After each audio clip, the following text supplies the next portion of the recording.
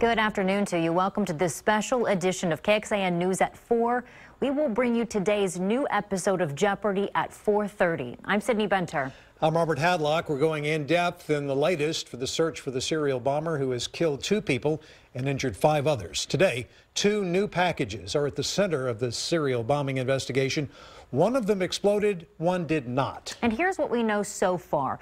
A source told NBC News that the 2 new packages today were mailed from this FedEx store on Brodie Lane in Sunset Valley on the southwest side of Austin. And here's where they ended up. The first one in Schertz, that's a suburb just northeast of San Antonio.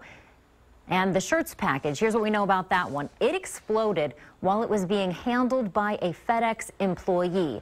It was bound for Austin. The package handler suffered a minor concussion, but no one else was injured. Now, the second package at the center of today's investigation was found here at the FedEx ground facility just off of McKinney Falls Drive near the Austin Bergstrom International Airport. That one did not explode. We have a crew at the scene, and all we know so far is that the device did not go off. We're still working to confirm that detail, but we do know that it has not injured anyone at the Southwest Austin FedEx ground facility. We're going to take you live to all of the active scenes happening in Austin today with our team coverage, but first we have a recap of the 4 other explosions that led up to today. Yeah, that first explosion happened March 2nd when 39-year-old Anthony Stefan House opened a package left on his doorstep. House died in that explosion. The next 2 explosions, both on March 12th, also involve suspicious packages. One killing 17-year-old Draylon Mason and severely injuring his mother.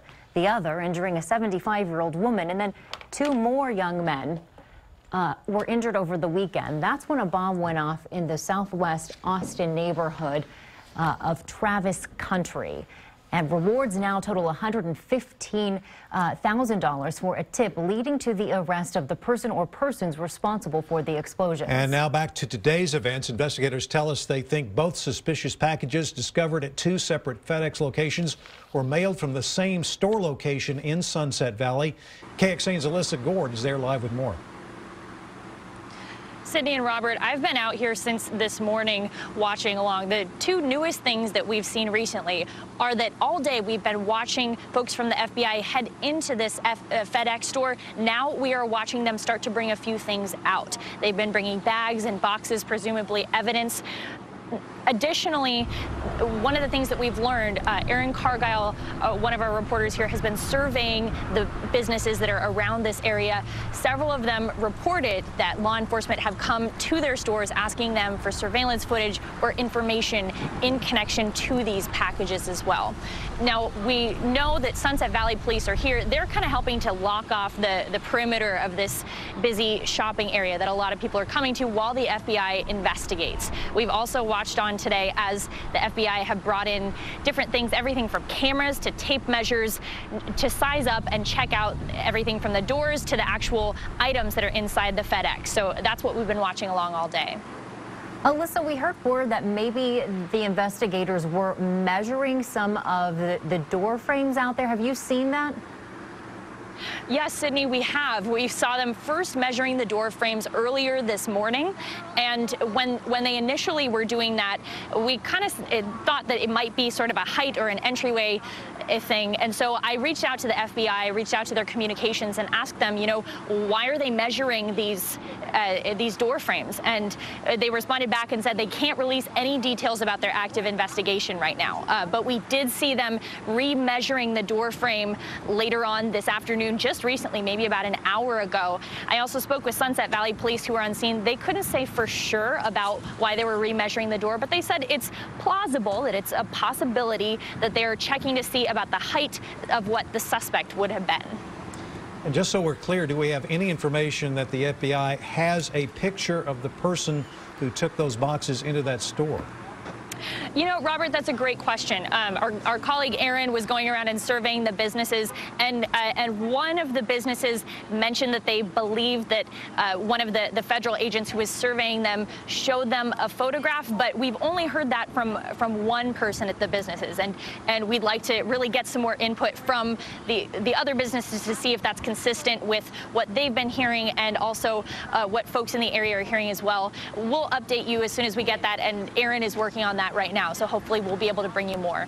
Well, there in shirts, investigators swarmed a FedEx facility in southeast Austin. Workers found a second suspicious package at the company's location on McKinney Falls Parkway. That's near Austin's airport. And KXAN's Kylie McGivern joins us live from that scene with the latest. Hi, Kylie.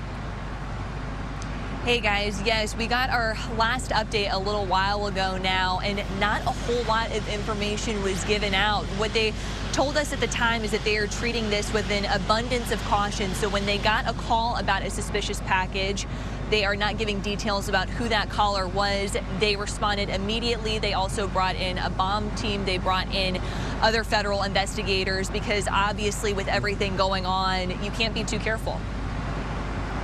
And Kylie, we heard that you heard a loud boom. Can you tell us more about that? Is it related? What have you heard about that so far?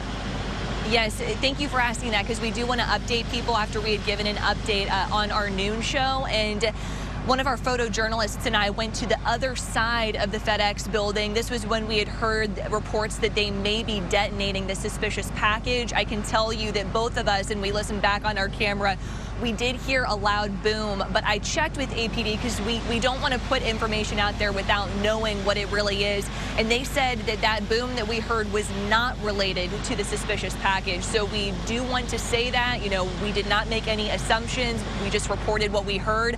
But right now, it doesn't sound like that has a connection, and we're not sure what they have done exactly with that package that was reported here. I know you spoke earlier to a FedEx employee who works at that location. What did he have to tell you?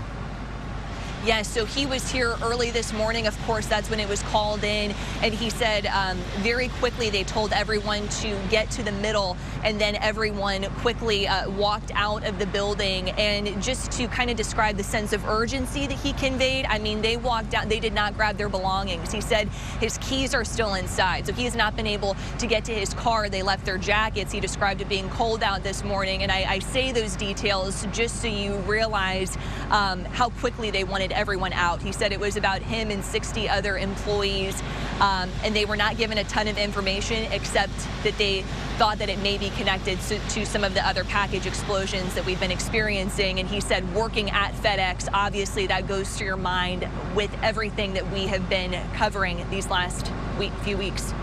All right, some helpful insight there. Kylie McGivern, thanks so much.